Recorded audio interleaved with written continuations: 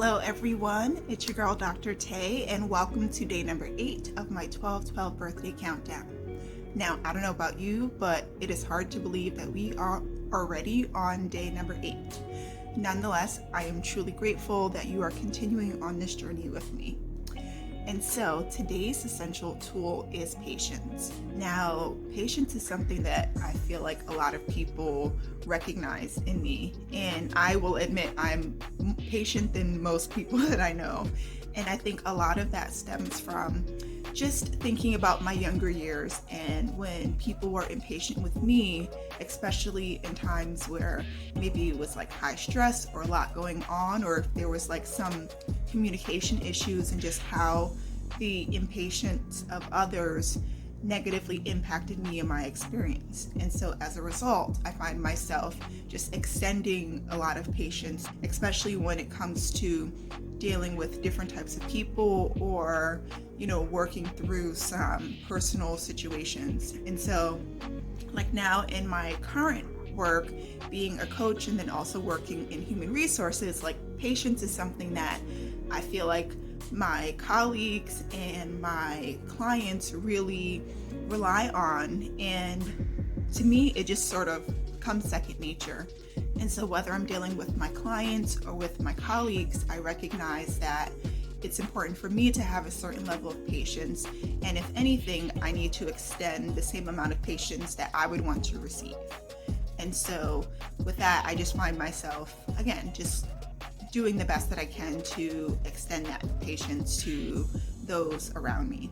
Now, something interesting that I'm still sort of learning about myself is the fact that while I may have a lot of patience that I can extend to others, I'm not always so great at extending that patience to myself.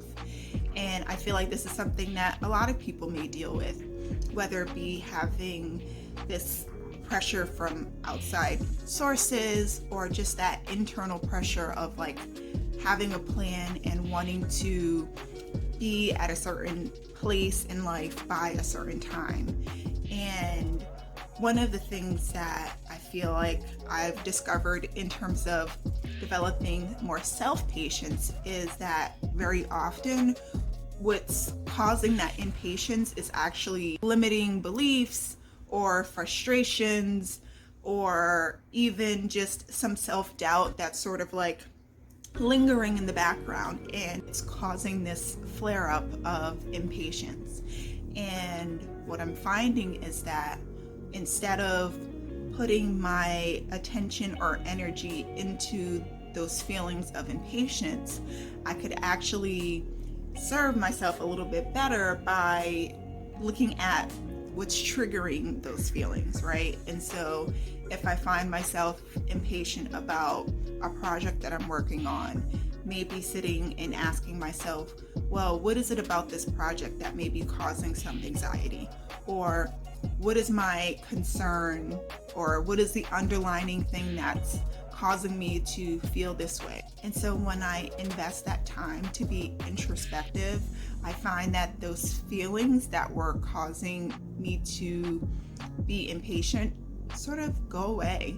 And it's just me needing to go through the process of like figuring out what this trigger is and why it's triggering me and taking some steps to resolve it. And what's interesting about that is that when people are impatient with others, it's usually the same situation where they're triggered by something that the person may be doing, or there's some like underlining frustration that's going on in the background that is causing the flare up within them.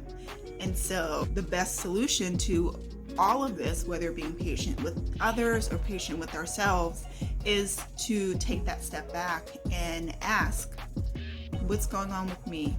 Why am I feeling this way? What is it about this situation that's triggering these feelings? But I've just found that to be just a very helpful way to sort of work through my own feelings of being patient towards myself. And so that wraps up today's essential tool. I hope that this was helpful, and I hope to check in with you tomorrow for day number 9. Okay? Thanks, and see you later.